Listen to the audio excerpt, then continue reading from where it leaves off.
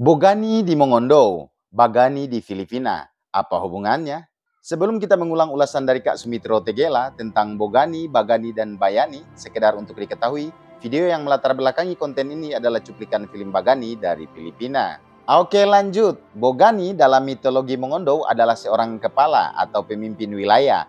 Standar kategori untuk menjadi seorang Bogani adalah kuat, petarung, sekaligus bijaksana. Bogani dalam sejarah Mongondo masuk dalam sistem pemerintahan kuno, di mana para Bogani inilah sebagai pengendali, penjaga sekaligus memimpin di setiap wilayah-wilayah pertanggungjawabannya.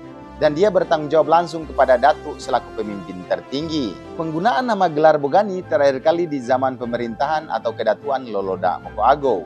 Karakter Bogani tidak hanya dipahami dalam mitologi Mongondo, tetapi hal ini menyebar sepanjang wilayah Kepulauan Greater Sentral Filipina, Sulawesi Indonesia, sampai negara Filipina.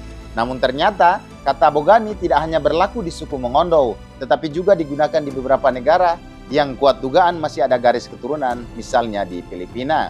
Kata Bagani, Bayani, atau Bogani melacak asal-usulnya dari Austronesia, kembali lagi ke kata Proto-Polynesia, Barani, yang berarti pahlawan atau pemimpin perang, juga berani melakukan.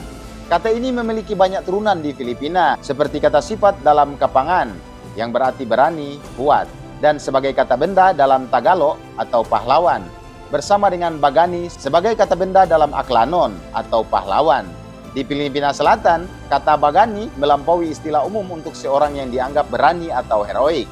Masyarakat di seluruh Pulau Mindanao yang meliputi Mandaya atau wilayah Manau di Mindanao Tengah dan Timur Laut menganggap Bagani sebagai kelas pejuang yang sudah berurat berakar dalam organisasi sosial mereka. Di antara Mandaya misalnya, Bagani adalah kepala prajurit yang kepemimpinannya berada di urutan kedua atau seorang tetua komunitas yang dikenal karena kearifan masa lalu. Maria Olivia Domingo dalam penelitiannya pada tahun 2004 tentang kepemimpinan dan pemerintahan adat mencatat bahwa jika tidak ada pemerintah, Bagani mengambil tanggung jawab untuk menyelesaikan perselisihan di dalam komunitas mereka. Di sisi lain, ada ketegangan sakral dan supranatural dalam Bagani Manobo. Dalam karya John Garvan, The Manobos of Mindanao, Bagani dikenal sebagai pendeta satria yang telah disukai di mata dewa. Dia dikenal karena kekuatan dan keterampilannya dalam pertempuran. Kadang-kadang bahkan kembali ke komunitas tanpa cedera. Ini sebagian karena dia memiliki kemampuan untuk menyembuhkan, dengan cara yang sama juga memberi dia kekuatan untuk membunuh. Sementara, sosok Bogani dalam komunitas Mongondo juga sudah mengalami pergeseran makna dan tafsir di era modern karena memang jika melihat perjalanan sejarah, Bogani berada pada masa pra-kolonial dan berakhir setelah masuknya pengaruh Eropa di semenanjung utara Sulawesi sekitar akhir abad ke-16. Perubahan struktur pemerintahan berubah total di masa Raja Yakobus Manopo setelah menggantikan Datuk Loloda Mokoago. Bogani dalam era modern Mongondo justru dipahami sebagai sosok yang mistis. Memang wajar, karena Bogani banyak mengisi cerita dalam riwayat kebiasaan penuturan lisan Mongondo, dan pada akhirnya sebagian besar masyarakat justru memahami sebagai mitos yang menjadi rumit meskipun menarik.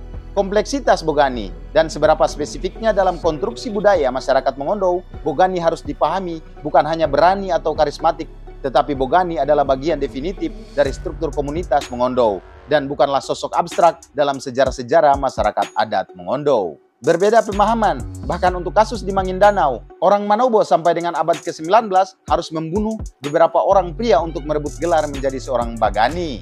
Bogani Mongondo, Bagani Maguindanao, Bayani Filipina, Lapu-Lapu Visayas Filipina, Pugu-Pugu Kaidipang Besar, Bolian Dukun Mongondo, Bayi-Bayilan Dukun Filipina, Jimat, sihir, dan potensi magis adalah kekayaan literatur etnografi Asia Tenggara. John Garvan. Nah, itulah kemiripan antara Bogani, Bagani, dan Bayani di negara tetangga. Berikan komentar terbaikmu guys.